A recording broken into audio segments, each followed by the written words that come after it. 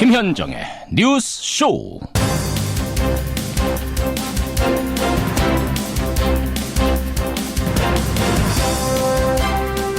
풀립니다.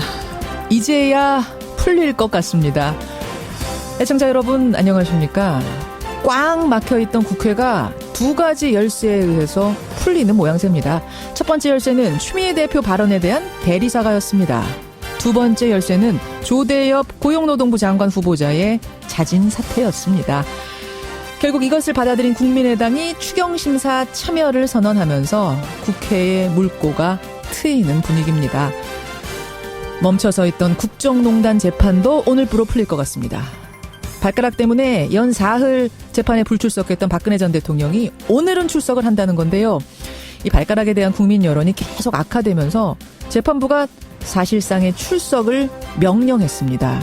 변호사는 결국 박 전 대통령을 설득한 것으로 알려졌죠. 국회도 풀리고 법원도 풀리고 모처럼 풀리는 아침. 금요일 아침 김현정의 뉴스쇼 출발합니다.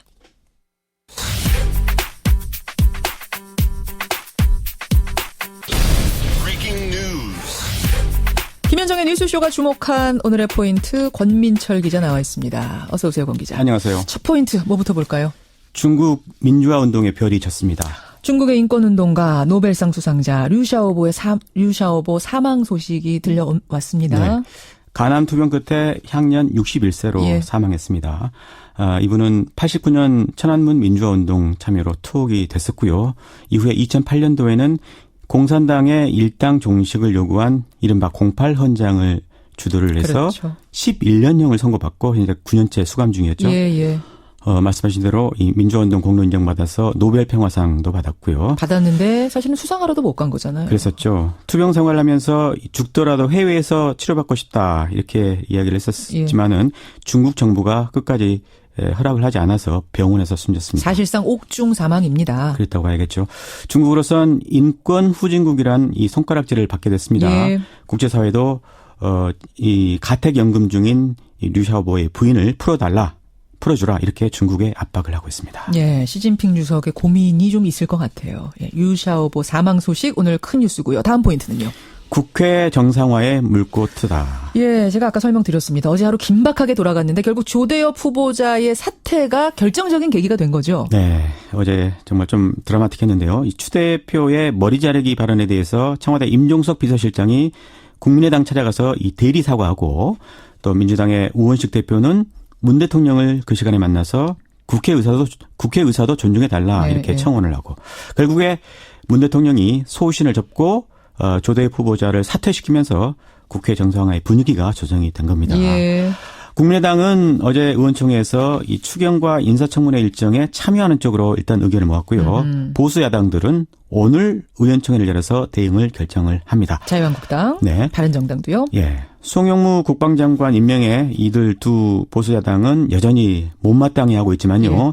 이 대통령이 양보한 이상 국회 파행시킬 명분은 이제 없는 것 같습니다. 그래 보이죠. 다음 포인트 갑니다. 박근혜 피고인 3일 태업 풀다. 3번이나 재판에 불출석했는데 발 아프다면서 오늘은 그러니까 나온다는 거예요. 네. 형사소송법상 재판 출석 의무가 있음에도 불구하고 3번이나 재판 출석을 안 했죠. 그런데 어제 재판부가 그러면 강제 구인할 수 있다 이렇게 밝히자 오늘은 출석하겠다. 일단 이런 의사는 내비쳤습니다.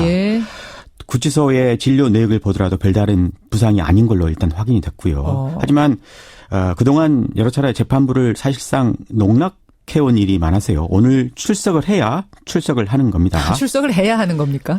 그리고 오늘 그 이재용 삼성 부회장 재판이 있는데요. 여기에 김상조 공정거래위원장이 증인으로 출석할 예정입니다. 이 또한 큰 관심사가 되겠습니다. 그래요. 사실 김상조 위원장은 이제 삼성의 저격수로 특검 수사에 도움을 줬던 사람인데 지금은 이제 그 공정거래위원장이 된 거 아니겠습니까? 그런데 증인으로 출석하게 됐으니까 이것도 참 오늘 볼만한 포인트네요.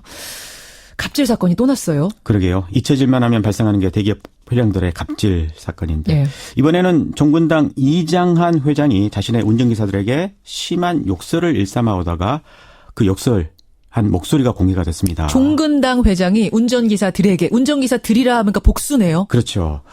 이 들어보면 대기업 회장의 입에서 나온 소리가 맞냐 싶을 정도로 참 심한데요. 예. 두 명의 일단 운전기사가 이 모욕을 참다 못해서 이걸 공개를 했습니다. 예. 물론 회사를 그만둔 뒤에요. 종군당 지난해 매출 보니까 8,300억 원이었습니다. 네. 우리 국민이 8,300억 원어치의 약을 사준 기업이죠.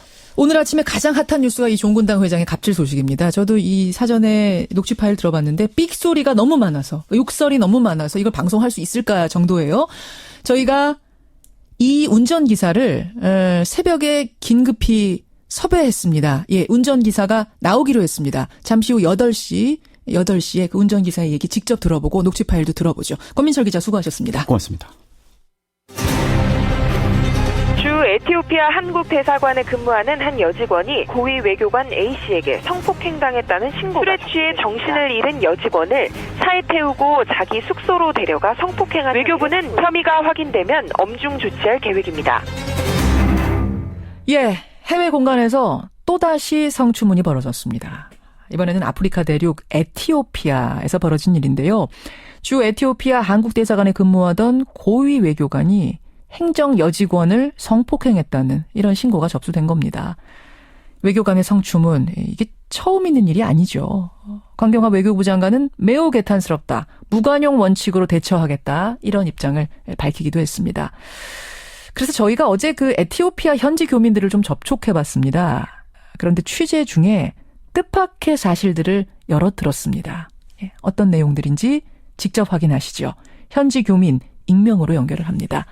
선생님, 안녕하세요. 네, 안녕하세요. 예. 아니, 한국에서는 이제 어제서야 이 사건이 알려졌는데, 사건이 벌어진 거는 지난 토요일이더라고요.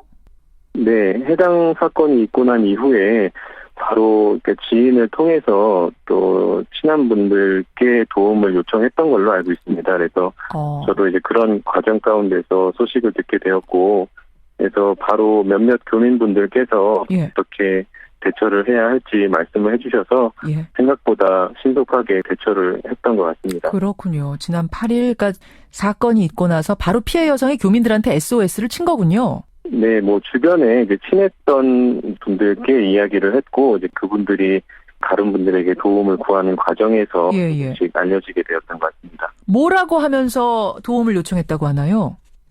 실제로 그러한 관계를 이제 맺게 되었다, 이제 당했다라고 이야기를 했고, 그런 과정 가운데서 먼저 병원을 방문해서 증거를 수집하는 것이 중요하다, 그것이 우선이다라고 조언을 하게 되어서 이제 병원에 바로 방문해서 조치를 취했던 걸로 알고 있습니다. 그러니까 도대체 그 전날 밤에 무슨 일이 벌어졌던 건가? 외교관과 행정직원 두 사람이 술자리를 함께 한 거죠? 제가 알기로는 바로 직속 상관으로 알고 있습니다. 그래서 술을 좀 과하게 마시게 되었고, 이제 그 이후에 보도된 내용처럼 그 자택으로 이동을 해서 그러한 관계들이 맺어졌던 것이 아닌가 하는 생각이 있습니다. 예. 지금 여성 측에서는 강제로 내가 성폭행을 당했다는 것이고, 남성 측에서는 처음에는 기억이 나지 않는다 이랬다가 한국에 와서 다시 조사받으면서는 아예 안 했다. 이렇게 얘기를 하고 있습니다. 예, 뭐 제가 알기로는 이 사건이 벌어진 이후에 그 여성에게 접촉을 해서 합의를 종용을 했다고 알고 있습니다. 합의를 보려고 물밑으로 계속 조율을 했다고요? 네, 집 앞에서도 이제 계속해서 찾아와서 만나주지 않으니까 기다렸던 걸로 알고 있고, 여러 차례 이제 전화를 해서 만나서 이야기를 하고 합의를 이제 하자. 그러니까 지금 공식적으로는 나 기억도 안 난다. 그런 일 하지 않았다라고 얘기하고 있지만 지금 뒤로는 여성과 계속 합의를 시도했었다. 덮으려고 했었다. 뭐 이런 얘기가 되는 거네요. 그렇다면은 이제 사후에 대사관 측의 대응은 어땠습니까? 역시나 좀 염려했던 바와 같이 그 일이 있은 이후에 이제 대사관에서 각 기관들에게도 이 사건에 대해서 말 언행을 조심하기를 당부했다는 이야기들을 듣게 되었습니다. 그런 것들을 통해서 봤을 때 사건의 조사의 내용들이 여성에게 좀 불리하게 가지도 않을까 하는 염려가 있어서 저도 이제 이번 인터뷰에 응하게 된 것이고요. 지금 굉장히 중요한 말씀을 해주셨는데 입단속이 있었다 이런 얘기입니까? 그러니까 이 일에 대해서 함부로 이야기를 하고 다니지 말라고 각 기관장들에게 전달이 되었다라고 들었습니다. 그러니까 교민 사회에 이제 그 대사관과 연결된 어떤 일을 하고 계신 분들한테 다 전화해서 이 얘기에 대해서는 함구해라. 이 일이 더 이상 확산되지 않도록 예. 이제 다니면서 이 일과 관련해서 이야기를 하지 말라. 그러니까 쉬쉬하고 넘어가려고 했던 이런 정황. 그럼에도 불구하고 지금 용기 내서 인터뷰를 나오신 건 이렇게 덮여서는 안 되는 사건이다 생각하셨기 때문일 테고요. 예, 조사 과정에서 아무래도 대사관 쪽에 좀 더 유리하게 증언들이 되어지지 않을까 하는 염려들이 있고, 사실 에티오피아라는 사회 자체가 예.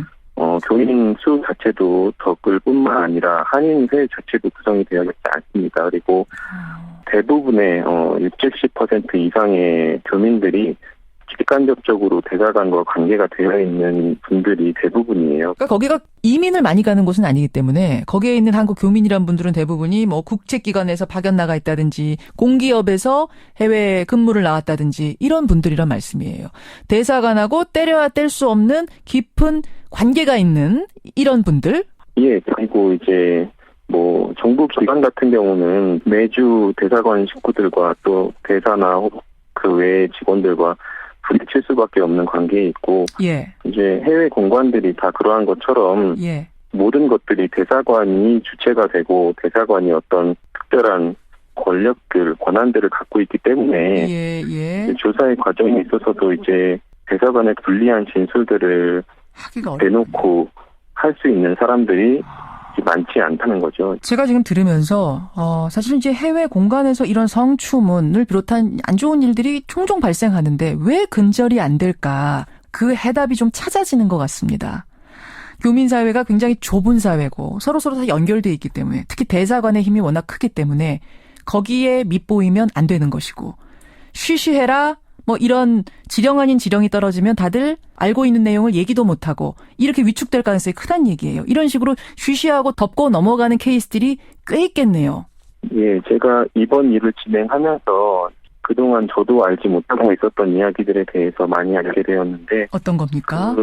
이번 사건 외에도 종종 대사관에 술자리가 있는 경우가 있으면 예. 젊은 친구들을 그 술자리에 동석시키고 원하지 않는데도 그곳에 불러서 같이 술을 마시게 하고 하는 일들이 있었다라는 얘기들을 하게 되었습니다. 아니 젊은 친구들을 원하지 않는데도 술자리에 동석시켰다. 여기서 젊은 친구들이라는 게 그러니까 젊은 여성들을 말씀하시는 거예요? 예, 맞습니다. 젊은 여성들을 술자리로 오라는 게 이게 무슨 얘기입니까? 그러니까 뭔가 일과 관련돼 있는 사람들을 뭐 회식에 초대했다 이런 의미인가요? 아니면은 전혀 상관도 없는데 술자리에 여흥을 위해서 오라고 했다는 건가요?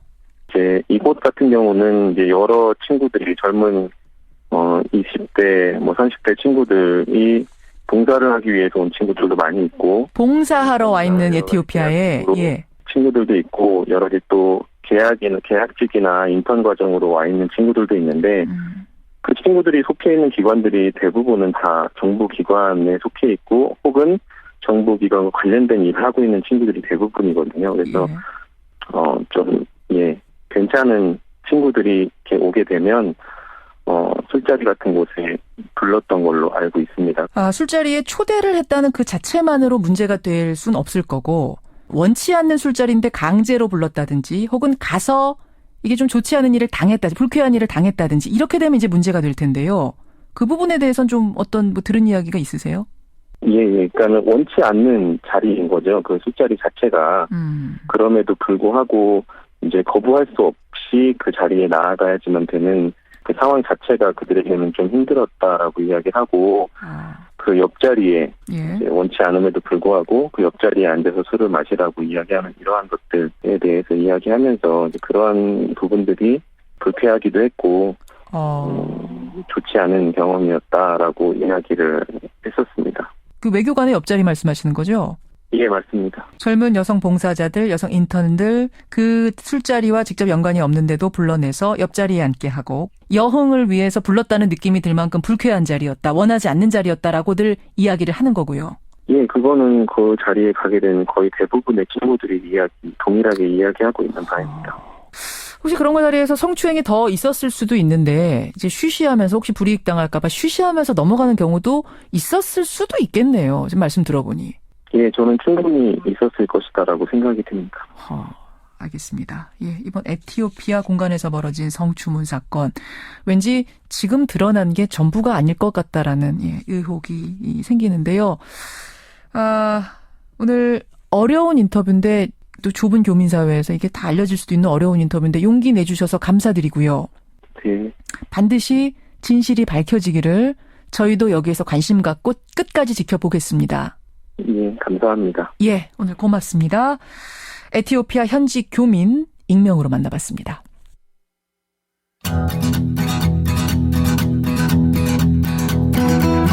김현정의 뉴스쇼는 청취자 여러분의 참여로 이루어집니다. 트위터, 페이스북, 레인보우 게시판, 그리고 단문 50원, 장문 100원의 유료 문자 샵 1212, 우물정 1212 통해 참여하실 수 있습니다. 김현정의 뉴스쇼, 여러분과 함께 만듭니다. 김성환의 행간 시사평론가 김성환 씨 나오셨습니다. 어서 오십시오. 네, 안녕하세요. 그러니까 지난해에는 칠레에서 네. 성추행이 있었어요. 맞아요. 이번에는 에티오피아.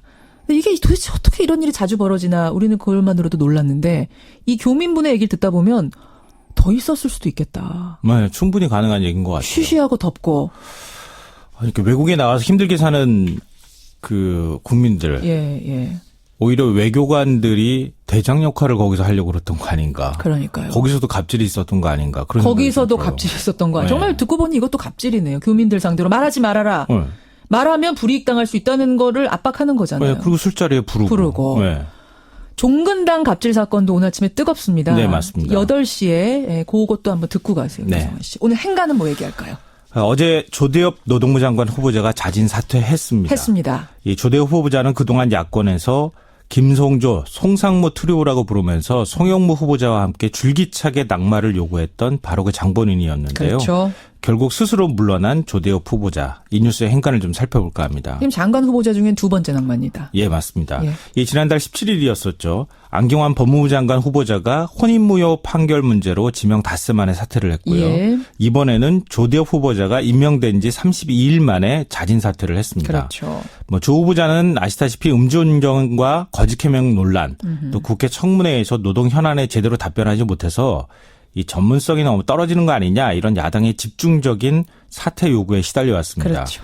예, 문재인 대통령의 인사를 적극적으로 지지해온 정의당조차 이거 부적격 아니냐 이런 입장을 밝힐 정도였는데요. 예. 결국 어제 오후 6시 조 후보자가 출입기자들에게 문자 메시지를 보냈는데 전국 타계에 걸림돌이 된다면 기꺼이 사퇴의 길을 택하겠다 이렇게 보내면서 결국 자진 사퇴했습니다. 문자 메시지로 이게 자진 사퇴가 통보된 거군요. 네네. 문자 메시지 사퇴. 이 뉴스의 행간 이면에는 뭐가 숨어 있습니까? 첫 번째 인간은 조대엽 사퇴와 임종석 실장 사과가 한 세트로 움직였다입니다. 이 얘기는 제가 오프닝에서도 말씀드린 네. 두 가지 열쇠가 이거였어요. 이게 어제 세트. 굉장히 사실은 혼란스러운 측면들이 있었어요. 굉장히 긴박하게 막 상황이 돌아갔거든요. 하루 종일 뉴스가 계속 바뀌었어요. 정치권 네, 뉴스가. 맞아요. 이 조대엽 후보자 사퇴와 임종석 비서실장이 국민의당을 찾아가 사과한 일. 둘은 조금 서로 다른 사건 같지만 치밀하게 계획된 종합선물 세트 같았다 이런 얘기인데요. 맞습니다. 어제 정가를 떠들썩하게 했던 사건이 바로 임종석 비서실장이 국민의당 박주선 비대위원장을 찾아가서 오해 살 만한 상황을 만들어서 미안하다. 네. 추미애 대표의 머리 자르기 발언을 대신 사과한 겁니다. 청와대 비서실장이 국민의당을 찾아가서 네. 이 모양이 이상하잖아요. 사실은 이걸 도대체 어떤 의미로 해석해야 되느냐. 예. 그 당시 요 시각까지만 해도 굉장히 이거 해석을 두고 분분했거든요. 맞아요. 그런데 마치 기다렸다는 듯이 곧바로 국민의당은 긴급 의총을 열어서 예. 국회 보이콧을 풀었습니다. 예. 그런데 앞서 말씀드렸던 것처럼 아무리 청와대 비서실장이라고 하지만 여당 대표가 한 발언을 야당이 가서 대신 사과한다? 여당 대표 입장에서는 상당히 기분이 언짢을 수도 있는 이제 대목이거든요. 완전히 체면 구겨지는 거죠. 그렇죠. 그렇지만 이거는 큰 계획의 한 일부분이었다는 겁니다. 그러니까 국민의당 의총이 열리던 바로 그 시각, 그 무렵에 우원식 원내대표가 청와대에 들어가서 문재인 대통령을 면담하고 있었습니다. 그러니까 여당 원내대표는 청와대로 갔어요. 네. 그리고 청와대 비서실장은 야당으로 가고. 그렇죠. 사실상 조대엽 후보자 거취 문제를 정리해야 한다 이렇게 건의를 대통령한테 한 건데요. 그렇죠. 면담 시작 3시간 30분 만인 오후 6시에 조 후보자가 자진 사퇴를 선언했습니다. 이것도 청와대 메시지가 있었겠죠. 그렇겠죠. 그러니까 사실 임종석 비서실장의 사과는 바로 전날 밤 민주당 우원식, 국민의당 김동철 두 원내대표가 만나서 만든 시나리오였습니다. 아, 그렇군요. 그러니까 청와대에서 와서 요 정도 해주면 요 정도 제스처는 그렇죠. 해줘야 되지 않겠는가. 네, 그렇죠. 그럼 우리도 보이콧 풀고 들어갈 명분이 생긴다 뭐 이렇게. 네, 임종석 비서실장이 원래 입장을 발표하는 정도 수준에서 멈추려고 했는데 예. 국민의당이 우리한테 찾아와서 사과해라 이렇게 요구를 했다고 우리도 합니다. 들어갈 수 있는 모양새를 좀 만들어 달라. 네, 그렇죠. 그렇게 하고 청와대에서는 조대엽 후보자 자진 사퇴를 통해서 전국을 풀려고 했다는 건데요. 그렇군요. 그러니까 임종석 사과와 조대엽 자진 사퇴 이거는 국민의당 추경 심사 복귀를 한 세트로 묶어서 서로 합의했던 그 계획의 일부분이었다는 겁니다. 어제 하루가 쫙 정리가 되네요. 네. 어제 하루 종일 정말 복잡했거든요. 한 세트로 돌아갔다. 두 번째 행간. 두 번째 행간은 인사는 인사, 추경은 추경. 문재인 대통령도 한 발 양보했다입니다. 한 발 양보했다. 네. 어제 오전 수석 보좌관 회의에서 이 문재인 대통령이 뭐라고 얘기했습니까? 인사는 인사대로, 추경은 추경대로 해야 한다. 이렇게 딱 분리하려고 하는 의도를 보였거든요. 그렇죠. 그러니까 조대엽 송영무 후보자 사퇴와 추경안을 연계하지 말자.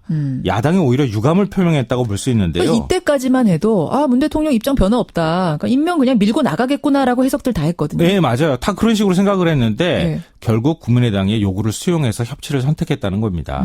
그 증거가 어제 말씀드렸던 것처럼 임종석 비서실장 보내서 대리사과하고 조 후보자를 자진 사퇴시킨 겁니다. 예. 그러니까 청와대 입장에서 여당 대표 발언을 사과한다? 이거 굉장히 부담되는 일이었거든요. 예. 그런데 이렇게 했다는 말은 결국 문재인 대통령이 한 발 양보해줬다는 얘기가 되고요. 그러면 이게 첫 번째 행간하고 좀 연결해보면요. 네. 그 전날 민주당 우원식 원내대표랑 김동철 원내대표가 요렇게 하면 되게 좋겠다라고 말을 맞춘 후에 그렇죠. 어제 그 다음 날이 되는 네. 거죠. 다음 날 청와대에 가서 이 뜻을 전했고 그렇죠.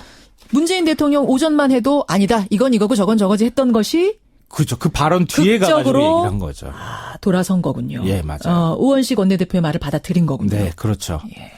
그러니까 그만큼 또 이거는 역으로 생각하면 일자리 추경이 문재인 대통령 입장에서 굉장히 절박했다 이렇게 또 볼 수 있습니다. 그렇죠. 그러니까 야당도 또 한 발 양보했다고 볼 수 있거든요. 그래서 이제 추경 논의에 들어간 건데요. 예. 이렇게 서로 한 발짝씩만 양보를 하면 민생의 물줄기가 흐를 수 있다. 이걸 이번에 보여줬다고 볼 수 있죠. 맞습니다. 세 번째 행간은 뭡니까? 세 번째 행간은 살얼음판 전국이 계속될 것이다입니다. 아니 풀리는 거 아니에요? 그렇죠. 뭔가 전국이 뻥 뚫린 것 같은 느낌이 드는데요. 예. 그렇지만 지금 전국은 살얼음판 위를 거는 것과 비슷합니다. 그래요? 왜냐하면 국민의당 제보 조작 사건을 검찰이 계속 수사하고 있기 때문입니다. 어허. 자칫하면 윗선으로 계속 올라가기 시작하면 또 정치검찰, 기획수사란 말, 정권에 부담을 주는 어떤 반발이 될 만한 얘기들이 계속 나올 수밖에 없는 상황이거든요. 그렇죠. 예. 또 자유한국당이 송영무 후보자 임명에 지금 또 여전히 반발하고 있는 상황이고요. 예. 또 이뿐만 아니라 추경안 심사도 이것도 만만치 않습니다. 야당이 일자리 추경은 용인할 수 없다. 뭐 이렇게 지금 나오고 있잖아요. 예. 그렇기 때문에 전국이 앞으로 어떻게 풀릴지는 조금 더 지켜봐야 한다는 건데요. 뭐 어찌됐든 간에 비서실장 사과와 조대엽 후보자 사퇴는 오랜만에 국회에서 청와대, 여야가 한 발씩 양보하는 협치의 가능성을 보여줬다는 점에서는 아주 의미 있는 장면이었다고 볼 수 있을 것 같습니다. 여기까지 오늘의 행간. 어제 하루 급박하게 돌아간 국회 정치권 읊어주셨어요. 김성환 씨 수고하셨습니다. 네, 고맙습니다. 외국에서 우리를 대신해서 일하는 사람들, 대표하는 사람들이 외교관들인데 이게 무슨 일입니까? 6454님, 성낙준, 정동우 많은 분들이 문자 주세요. 이제는 하다 외교관 갑질까지 있습니까? 예, 많은 분들이 에티오피아 외교관 공간에서 벌어진 일을 듣고 놀라셨는데요. 2부에서는 종근당 갑질의 운전기사 만나보죠.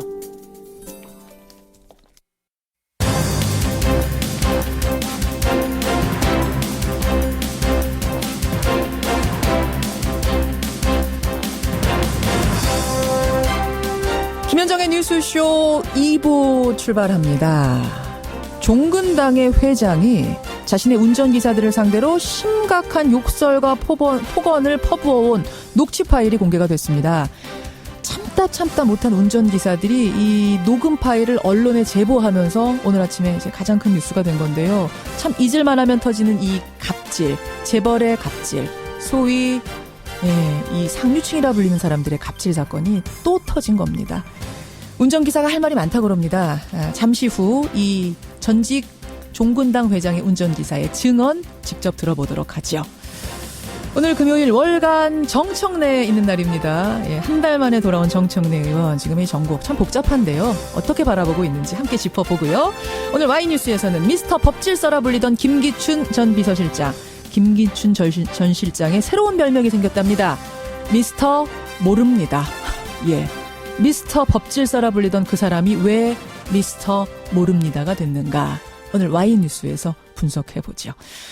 화제 인터뷰에서는요, 올해만 들어서 13명이 살인 진드기에 물려서 숨졌습니다. 예, 우리가 참 잊고 있던 뉴스인데 살인 진드기가 올해 극성이라고 하네요.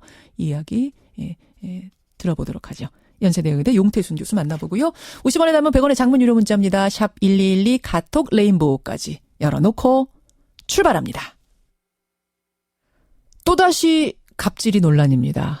제가 일부에서 전해드렸듯이 이장한 종근단 회장이 운전기사들을 상대로 폭언을 했고요. 피해자들이 극심한 스트레스를 겪었다는 폭로가 나오면서 오늘 아침에 가장 뜨거운 이슈로 떠올랐습니다. 먼저 한겨레 신문에 제보를 했어요. 한겨레 신문에 제보한 녹취 파일 잠시 듣고 가죠.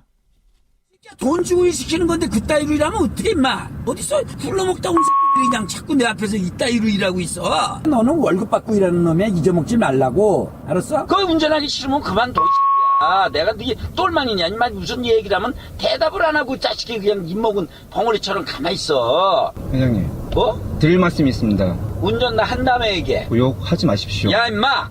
욕하지 마십시오. 나는 내 사람이라고 생각하고 너 가르쳐주려고 한 거지. 어휴 무섭다 무서워. 그런 기분으로 왜 운전을 했어? 그러면 그만두지. 돈 주고 일 시키는 건데 그따위로 일하면 어떡해 임마. 어디서 굴러먹다 온 XX들이 내 앞에서 이따위로 일하고 있어. 운전하기 싫으면 그만둬 이 XX야. 내가 네 똘만이냐? 무슨 얘기를 하면 대답을 안 하고 자식이 입먹은 벙어리처럼 가만히 있어. 뭐 이런 이야기들 여러분 지금 들으신 그대로입니다. 1년 사이에 3명이 그만뒀습니다. 이 기사들이 참다 못해서 이 폭언을 녹음해가지고 언론에 제보를 한 건데요. 그 운전기사분 가운데 한 분의 증언을 직접 들어보겠습니다. 예, 익명으로 연결합니다. 나와 계십니까? 네, 안녕하세요. 예, 한 3개월 이 회장 기사를 하셨다고요? 네, 그렇습니다. 방금 전에 들은 이런 폭언을 자주 들으신 겁니까? 거의 매일 듣다시피 했습니다. 매일 듣다시피 하셨다고요? 네네. 혹시 들은 것 중에, 이제 이거는 녹음이 된 거를 제보하신 걸 테고, 녹음 안 된 거라도 들은 것 중에 제일 심했던 폭언이 어떤 겁니까? 이 새끼 저 새끼 하면서 욕하는 게 거의 다반사였습니다. 뭘 잘못했다고 그럴 때 저 폭언이 나온 거죠? 특별히 특별히 잘못한 거는 없었습니다, 사실. 그러니까 예를 들어서 이렇게 운행을 하다 보면 1차로 만약에 1차로에서 4차로까지 차선이 있으면 그 차선대로 한 차선으로 갈 수도 있지만 막히면 1차로에서 2차로에서 2차로, 3차로 왔다 갔다 할 수도 있지 않습니까? 그렇죠. 차선 바꿔가면서 운전하죠. 네네. 그러면은 그 순간 잠깐 차선 바꾸는 사이에 제 앞에 어떠한 화물차나 그런 게 있으면 제가 그 차를 따라가려는 게 아니라 어쩔 수 없이 차선 바꾸면서 어쩔 수 없이 그 차를 잠깐 뒤를 따라가는 경우에도 너 왜 위험하게 저 차 뒤를 따라가느냐는 식으로 얘기를 하시니까 운전자 입장에서는 어이가 없는, 내가 일부러 그 차를 따라가는 게 아니라 잠깐 차선을 바꾸는 사이에 그런 얘기를 하니까 운전자 입장에서는 좀 황당하고 어이없고 그런 사례가 좀 많았습니다. 많았어요. 매일 이런 일이 있었다. 잘못해서 내가 진짜 좀 뭔가 꾸지람을 들을만 해라는 상황에서 쏟아진 폭언이어도 문제인데. 네네. 그럴 상황이 전혀 아닌데도 이런 폭언이 그냥 수시로 나왔단 말씀이세요? 네, 그렇습니다. 언어적인 폭력 말고 혹시 다른 것도 있었습니까? 인격적으로 언어적인 폭력 외에 인격적으로 사람을 하대하고 무시하고 업신여기고, 그리고 저도 엄연히 제 이름 숫자가 있는데 예. 제가 이렇게 일하면서 제 이름을 들어본 적이 없습니다. 이름을 들어본 적이 없다는 게 무슨 말? 누구누구 기사 뭐 이렇게 부르지 않아요? 네네. 그럼 뭐라고 합니까? 야, 너, 임마. 임마. 네네. 그래요. 뭐 불법 운전 지시 이런 것도 있었다는 게 무슨 말씀이시죠?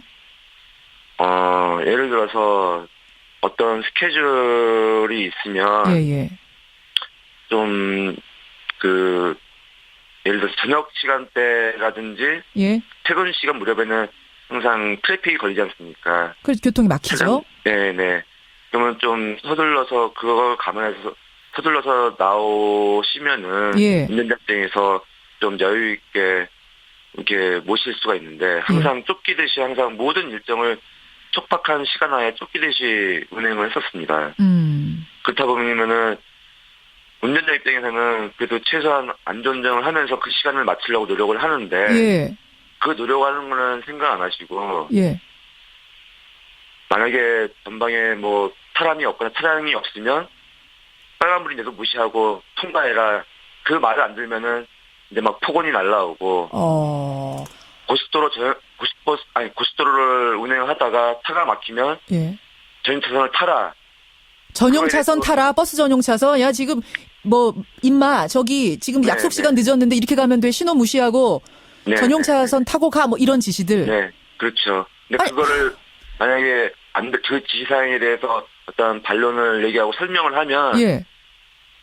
시끄럽다, 뭐 XX야, 뭐 하면서 예? 뭐라고요? 티껍다? 시끄럽다. 시끄럽다 XX야. 시끄럽고 너는 뭐 XX면 너는 뭐 운전 하라는 대로 뭐 가면 되지 뭐 이렇게 말이 많냐. 알겠습니다. 그런 식. 자, 지금 이제 녹취 파일이 더 있네요.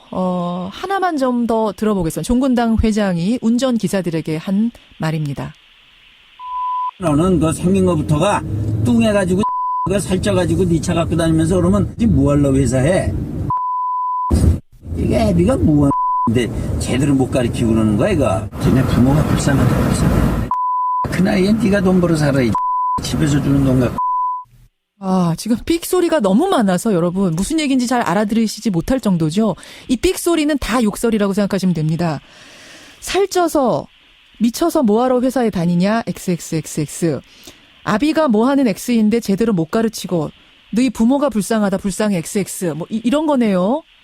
네네. 아이고. 이런 얘기를 들으실 때는 이게 참 심적으로 얼마나 힘드셨을까 싶네요. 사실 그 녹취, 지금 방금 들으셨던 녹취 내용은 제가 겪은 게 아니라 저와 같이 근무했던 다른 기사분의 녹취 내용인데. 그러니까 우리 지금 인터뷰하시는 기사님이 최초 제보를 하셨고 여기에 용기를 내서 다른 두 분도 또 제보를 하셨다고 제가 들었어요. 그러니까 좀 전에 지금 앵커께서 말씀하셨듯이 저 역시 만약에 그런 저한테만 관련된 어떤 꾸지름과 어떤 폭언을 하면 그거는 제가 삭히겠는데 저 역시도 만약에 제 부모를 거들먹거리면서 네 부모가 불쌍하네 어쩌냐 하면서 제 부모까지 어떤 그런 말씀을 하신다면은 저도 아마 더욱더 참기 힘들었을 상황이었을 겁니다. 그렇죠. 물론이죠. 나로도 화가 나는데 부모에 대한 건 정말 참을 수 없는 그런 이야기를 그 기사분도 하시는 거죠. 네, 그렇습니다. 그렇죠. 근데 지금 이 종군당 회장의 말투를 보면은 정말 운전기사분들한테만 이랬을까 싶어요. 폭언을. 혹시 다른 사례들은 뭐 들으신 게 없습니까? 저는 운전기사들뿐만 아니라 회사에서 근무하는 비서실, 어린 20대 여직원들, 그리고 회사 임직원들, 지금 방송에 나온 그거보다 더 심한 욕설도 있었습니다. 그거 들으셨어요, 직접? 네, 그렇습니다. 운전할 때 그러니까 뒤에서 뭐 통화하는 거 이런 거 들으신 겁니까? 네, 그렇습니다. 더 심한 욕설을 다른 직원들에게도. 결국은 참다 3개월 만에 그만두셨어요. 근데 그냥 그만두고 끝내는 게 아니라 이렇게 녹음을 해서 폭로까지 나서게 된 이유는 뭘까요? 사실 저도 그냥 기존에 있던 사람들처럼 못 견디고 힘들고 그래서 그냥 그만두고 말지 그렇게 할 수도 있었지만 예. 이게 어제 오늘 뭐 잠깐 있었던 내용이 아니라 예. 장시간 걸쳐 제가 알기로는 한 몇 년 전부터 길게는 한 뭐 10년 이상도 그 전부터 이런 일이 있었다고 저는 알고 있습니다. 그러세요. 그렇게 들으셨어요. 네, 그래서 저 또한 그냥 하나 참고 나가자. 예. 보지 말고 나가자. 이렇게 나갔으면 예. 이게 그러니까 언론화를 안 시키면 앞으로 계속되겠구나. 이 갑질이 계속 끝나지 않겠구나. 네네. 그런 생각이 들었어요. 기사뿐만 아니라 아까 예. 말씀드렸듯이 그 여자 비서들, 예. 그 회사 임직원들, 그런 사람들이 계속 이렇게 당할 계속 테니까. 될 것 같아서 그렇군요. 진실을 좀 밝히고 싶었고. 용기를 내신 겁니다. 네, 또 하나 이 회사가 정문당이라는 회사가 약을 만드는 제약사인데 사람의 병을 치료하고 낫게 하는 약을 만드는 회사가 대외적으로는 그런 좋은 회사로 보일진 몰라도 예. 실질적으로는 내부적으로는 사람한테 상처를 주고 병을 주는 참. 그런 부분을 좀 밝히고 싶었었습니다. 약을 만드는 회사가 이렇게 상처를 줘도 되는 건가라는 생각에 분해서 끊어야겠다 이 고리를 라는 생각을. 이 폭로가 나간 게 이제 어제 밤이죠. 첫 보도가 나간 게. 네, 그렇습니다. 그러고 나서 회사에서 금방 알았을 텐데 뭐 사과 같은 거 못 받으셨어요? 회사에서는 저에게 접촉을 해서 뭐 회장님이 사과를 하고 뭐 그러겠다. 그러니까 만나달라 얘기를 했었지만 저는 그게 진정성인 사과로 받아들일 수 없었고 그냥 단지 이 지금 사태를 좀 묻어두고 좀 덮으려고 하는 그런 기분에 응하지 않았었습니다. 그렇군요. 그럼 아직 사과는 못 받은 상태, 만나달라는 이 제안만 받은 상태란 말씀. 아까 내 앞에도 훨씬 더 있었다 이런 말씀하셨는데 그러면 지금 이 용기 있게 나선 분은 세 분이지만 수십 명에 이르는 겁니까? 이런 폭언을 당한 분이? 네, 그렇습니다. 수십 명. 알겠습니다. 더 나올 분도 있으세요? 용기 낼 분도? 아직 그거는 제가 뭐 만나서 뭐 이렇게 어떻게 이런 취재에 응해줄 수 있냐고 얘기한 사람은 그 두 사람 외에 제가 만나지 못했지만 알겠습니다. 예. 지금 이렇게 공론화가 되면 그 당시에 정군당에서 근무했던 사람들 중에는 용기 내서 말할 수 있는 사람이 있을 거라 생각이 듭니다. 예. 지금 많은 분들이 문자 주고 계십니다. 용기 있는 인터뷰 감사드린다는 문자 많이 들어오고요. 이 일로써 정말 이런 갑질 사건 끊겼으면 좋겠다. 더 이상 보지 않았으면 좋겠다. 이런 문자 많이 나오네요. 오늘 인터뷰 고맙습니다. 힘내시고요. 네네. 예, 상황 돌아가는 거 저희도 관심 있게 계속 따라가겠습니다. 네, 감사합니다. 예, 종근당 회장의 운전기사, 전직 운전기사입니다. 언론에 이 녹취 파일을 제보한 분 만나봤습니다.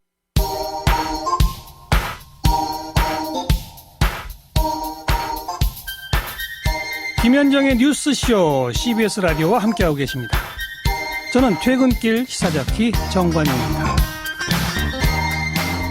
청취자 신영환님, 종근당 회장님 이 습관 아닌가 싶습니다. 얼마 전에 경기권 골프장에 갔다가 캐디한테 함부로 말을 하다 망신당했다는 얘기를 들으셨대요. 예, 이것도 뭐 이런 제보들이 지금 속속속 들어오고 있는데, 요 사건 뭐 상당히 커 보입니다. 상당히 커 보입니다. 많은 분들이 또 충격적인 문자 주고 계시고. 갑질, 우리 사회의 갑질은 왜 근절되지 않는 것인가. 권영철 선임 기자 어서 오세요. 안녕하십니까.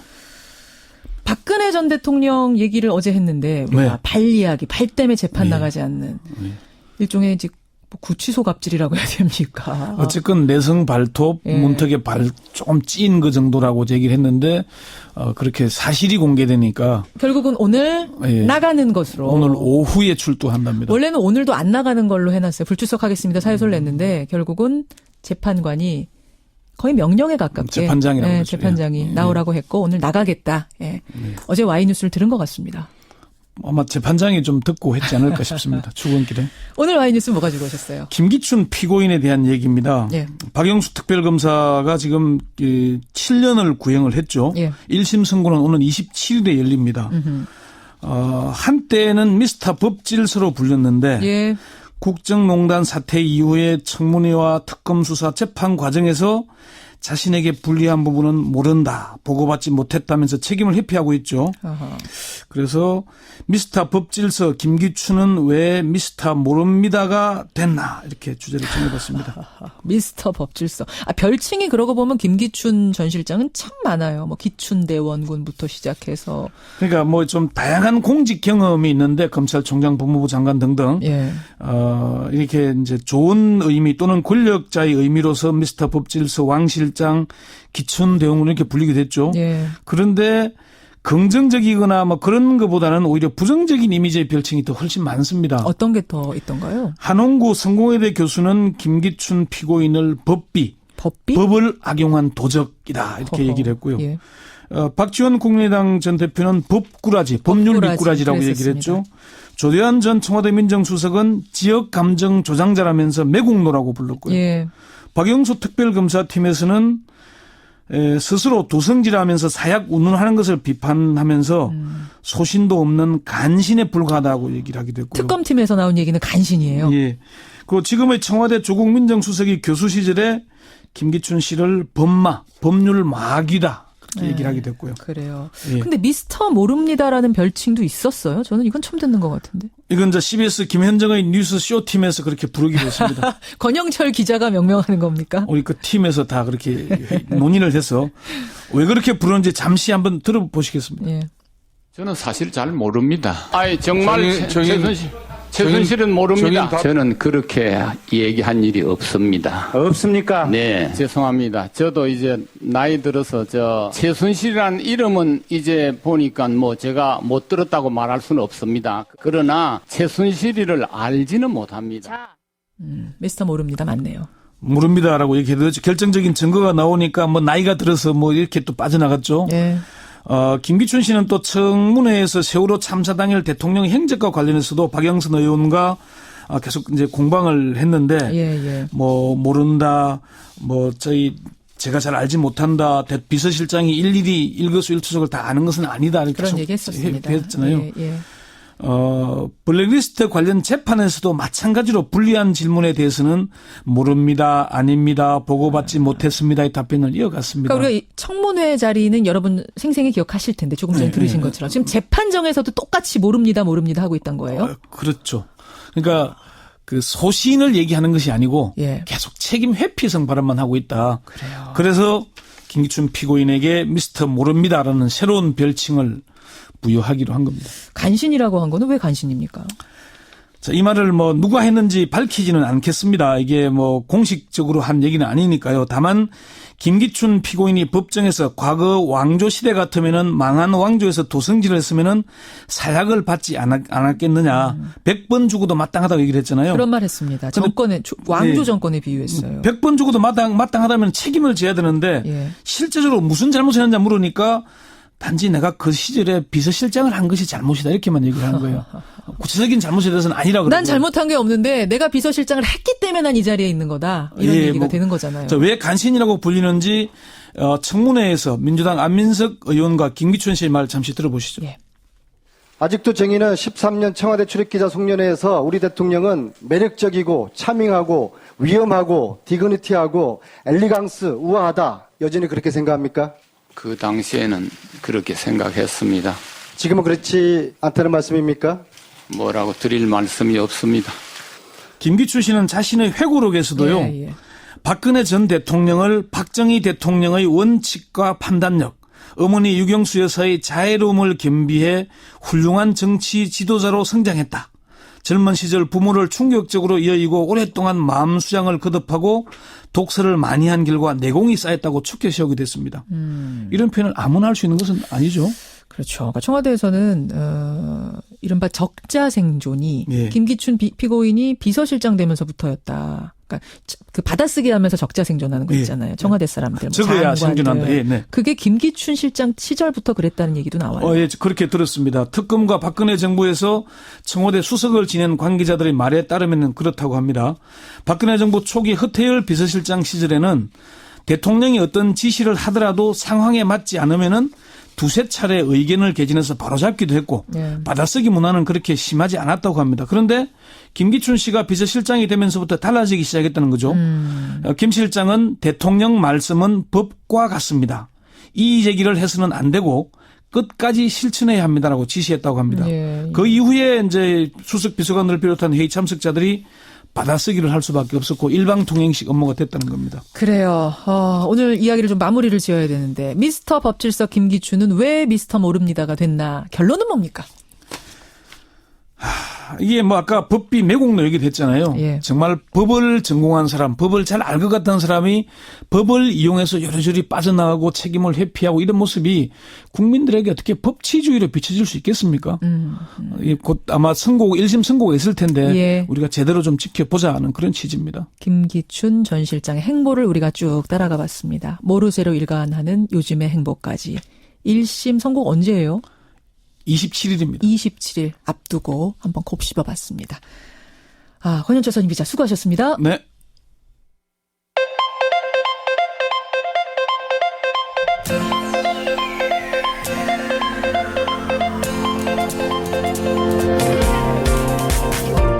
여러분은 지금 CBS 라디오 김현정의 뉴스쇼를 함께하고 계십니다.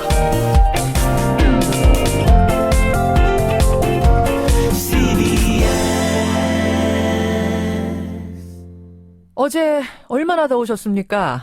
정말 전국 곳곳이 찜통이었습니다. 서울 33.4도, 강원 삼척이 35.7도, 포항은 38.6도로 이 지역의 관측 역사상 23년 만에 제일 더운 날씨였고요. 심지어 경북 경주는 무려 39.7도. 그러니까 0.3도 모자른 40도를 기록했습니다. 이게 7월 더위로는 78년 만에 최고 기록이랍니다. 참 올여름 얼마나 더우려고 벌써 이러는 건가 걱정도 되시죠. 오늘 이 얘기 좀 해보겠습니다. 먼저 어제 찜통더위에 숨이 막혔다는 경주의 농민 한 분 연결을 합니다. 경주 양동마을의 이석진 씨 불러보죠. 이 선생님 안녕하세요. 예, 안녕하세요. 어제 얼마나 더우셨어요? 뭐 어제 그냥 말도 못하게 그냥 숨이 턱턱 막혔죠 뭐. 그 선생님 왜 사우나에 우리가 들어가면 숨이 턱턱 막힌다고 하잖아요. 예, 뭐 그렇게 생각하시면 되겠습니다. 그거 생각하면 됩니까? 예. 근데 뭐 시골에서는 뭐 에어컨이 있는 것도 아니고요. 예. 이렇게 뭐 선풍기 틀고 앉아 있어도 그냥 땀이 그냥 비오도 줄줄 쏟아집니다. 선풍기를 틀어놔도 땀이 나요? 예. 그 지금 실례지만 연세가 어떻게 되세요? 뭐 원래 58입니다. 58. 그러면은 58 인생에서 제일 더운 날이 어제였네요. 아마 그런 것 같습니다. 예. 뭐 완전히 뭐 이렇게 또 가뭄에다가 이렇게 더위까지 겹쳐지니까 보통 힘든 게 아닙니다. 밭에다가 물을 대도 뭐 그냥 금방금방 말라버리겠어요. 그렇습니다. 그 물이 말라서 예. 뭐 이렇게 뭐 양수기로 퍼올리니까 물이 나오지가 않아요. 아니 서울은 비가 꽤 왔거든요. 장마여서. 그럼 뭐 전국 곳곳에 비가 꽤 온 지역이 많은데 거기 경주는 비가 안 왔어요? 예, 뭐 다른 데는 뭐 이렇게 물난리가 막 났다고 그러는데 우리가 이제 뉴스를 보고 기대를 많이 했는데 예. 여기 이쪽 지역만 속 빼놓고 오는 것 같아요. 너무 힘이 많이 듭니다. 게다가 40도까지 오르면 사람만 힘든 게 아니라 지금 농작물도 쭉 처져 있고 말라가고 이러겠어요. 그렇죠. 농작물이 뭐 다 지금 뭐 시들어서 잘못하면 이렇게 수확을 못할 정도까지 되죠. 아니 이제 농작물 걱정되고 특히 어르신들 걱정돼요. 지금 시골이라서 어르신들도 많으실 텐데 어떤 상태세요, 그분들은? 뭐 어르신들은 그냥 뭐 그늘나무 밑에 모여서 선풍기 틀고 억지로 견디고, 네. 뭐 가축들 뭐 특히 뭐 개들도 이렇게 햇볕 물고 그냥 뭐 해객되고 있죠. 해객되고 있고. 물도 주고 그래야죠. 아이고.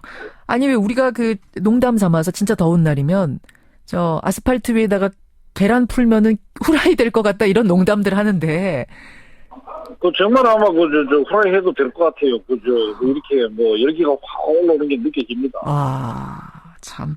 한번 해보세요. 나가서. 그거 나가서 하려고 더워서 뭐 참고 있습니다. 나가서 실험 한번 해보려고 그래도 더워서 나갈 수도 없고. 더워서 가서 아이고, 참, 비가 좀 들었으면 하는 곳에서는 물 난리가 나버리고, 이 비가 한 방울이라도 좀 왔으면 하는 곳에서는 비 한 방울이 안 오고, 지금 바라는 게 있다면 시원하게 좀 비 쏟아지는 거겠네요. 그래서 지금 제일 바라는 게 뭐 소나기라도 한 점씩 쫙 쏟아지면은 이렇게 가뭄도 해결되고, 예. 이렇게 비가 오길 바라고 있다. 그래요. 힘내시고요, 선생님. 오늘 고맙습니다. 예, 감사합니다. 39.7도. 그러니까 0.3도 모자란 40도를 기록했습니다. 7월 더위로는 78년 만에 최고 기록을 세운 경북 경주. 먼저 연결을 해봤습니다. 올여름 어쩌려고 이렇게 더운 걸까요? 뭐 이게 지금 경주뿐만이 아니라 전국이 찜통더위 속인데, K웨더의 반기성 센터장 연결을 해보죠. 반 센터장님 나와 계세요. 네, 안녕하세요. 39.7도. 7월에 이렇게 더운 적 전 들어본 적이 없는 것 같은데 도대체 어제 왜 이렇게 더웠던 겁니까? 일단 뜨거운 남서풍 기류가 중국으로부터 계속 유입되고 있었고요. 예. 근데 이제 남서 기류가 소백산맥을 넘어가면서 더 뜨거워졌어요. 왜냐하면 이게 이제 그 지형적인 영향이죠. 어떻게 보면 그 팬 현상이라고 할 수가 있는데 예. 이게 발생하면서 기온이 상승했던 데다가 이제 그렇게 되면 대기가 안정해지거든요. 그러니까 구름이 없다 보니까 일사가 강해지는 현상까지 더해지면서 경북의 그 동남부 지역으로 아주 강력한 폭염이 발생하게 된 것이죠. 구름이 없다 보니까 그냥 햇빛이 그대로 쏟아지면서 뜨겁게 대지가 달궈지는 거. 그런 현상 때문에. 그러니까 올 여름은 사실은 열대야도 여러분 첫 열대야가 6월 중순에 왔습니다. 굉장히 빨랐고. 7월도 이례적으로 이렇게 덥고. 그럼 8월까지 쭉 이렇게 이례적으로 더운 거예요? 앞으로 아무래도 추세가 이제는 뭐 40대 육박하는 날씨 이런 것들이 이례적인 날씨가 아니다. 저는 그렇게 봅니다. 지구온난화로 인해서 기온 상승이 지금 심각해지고 있거든요. 예. 세계 기상기구는 2020년에는 폭염일수가 현재 2배, 2040년에 4배 이상 증가할 것으로 보고 있단 말입니다. 우리나라 최고 기록이 이제 1940년에 기록했던 대구의 40도인데, 예. 뭐 저는 조만간 이 기록이 깨질 것으로 보고 있고요. 또 이제 폭염 시기도 당겨지고 있고, 폭염일수도 늘어나고 있고, 예. 폭염의 강도는 점차 세지는 그런 추세로 갈 거라고 보고 있습니다. 사실 40도라고 그러면 아까 앞에 분도 말씀하셨지만 사우나에 들어가는 것처럼 그때 숨이 턱턱 막히는 것처럼 턱 막히는 날씨가 40도거든요. 지금까지는 최고 기록이 40도였는데 대구의 40도. 이게 보통 여름 날씨, 대한민국의 보통 여름 날씨가 될 거라고요? 그렇게 지금 다 예상을 하고 있거든요. 얼마나 앞을 내다보시는 거예요? 몇 년 후? 지금은 이제 전부 그 예상이 일단 2100년까지, 세기 말까지 이제 예상을 한 그 세계적인 예상이 많이 나와 있지 않습니까? 예. 근데 우리나라 기상청 같은 경우도 세기 말까지 평균 기온이 5.7도 상승한다고 예상을 합니다. 그러면 좀 매년 0.7도 정도 상승하는데, 예. 이거 별거 아니라고 많은 분들도 생각하시는데 그게 아니거든요. 아니죠. 평균 기온이 0.7도로 하더라도 매년 기온이 상승하고 하강하는 이 진폭이 이제 커져요. 예. 이게 기후변화의 특성이거든요. 예. 따라서 저는 뭐 조만간 정말 우리가 경험해보지 못했던 40도 이상의 폭염이 발생할 가능성이 매우 높다 이렇게 보고 있습니다. 조만간 그런 일이 벌어질 거다. 참 걱정이네요. 이제 지구온난화 때문이라 설명하셨고 지금 청취자 정현우님 외에 몇몇 분들이 질문 주시는 게 뭐냐면 아까 경주도 비 한 방울 안 왔다 그러는데 부산도 비가 오지 않아서 회동 수원지에 물이 없습니다. 거북이 등처럼 바닥이 갈라졌습니다. 이런 문자가 들어옵니다. 지난주 그러니까 비가 오는 곳은 너무 많이 오고 어떤 곳은 계속 비가 한 방울도 안 오고 이거는 이렇게 지역적인 편차가 크죠? 이번 장마 특성이 바로 중부지방으로 북상을 하면서 수도권, 그다음에 충청 지역 이상은 상당히 많은 비가 내렸습니다. 그런데 그 반면에 남부지방은 평년보다 한 50% 정도 그 정도 지금 강수량을 기록하고 있거든요. 대개 이제 평년 강수량보다 70% 이하일 경우 가뭄이라고 얘기를 하는데 지금 남부지방 같은 경우는 심각한 가뭄으로 볼 수가 있죠. 그러니까요. 이게 이제 왜냐면 옛날 같은 경우는 장마 때가 되면은 장마 전선이 남북으로 오르내리면서 골고루 비를 내려줘요. 이거를 우리는 고전적인 장마라고 조금만 부릅니다. 짧게요. 예. 네. 그런데 이제 지금은 좀 불규칙적으로 움직이다 보니까 지역적으로 이제 편차가 커지는 것이죠. 예전하고 장마의 경향도 달라졌어요. 지금은 진주도 그럽니다. 이런 분들이 많이 남부지방에서 문자 주시는데 하여튼 이 변화하고 있는 기후 우리가 대처를 해야 되겠고 지구온난화 때문이라니까 온 지구가 함께 대응책 마련해야겠습니다. 여기까지 말씀 듣죠. 반기성 센터장님 고맙습니다. 네, 감사합니다. K웨더 반기성 예보센터장이었습니다. 살인진드기 인터뷰는 왜 안 나오냐 문자들 주시는데요. 아이고 죄송합니다. 이 종근당 제보자와의 인터뷰가 좀 길어졌죠. 용기 내서 나온 이분의 얘기를 좀 충분히 듣는 게 좋겠다는 판단으로 길게 들었습니다. 부득이하게 이 살인진드기 전문가하고는 월요일에 여러분 만나셔야겠네요. 저는 월요일에 살인진드기 이야기까지 담아서 돌아오겠습니다. 고맙습니다.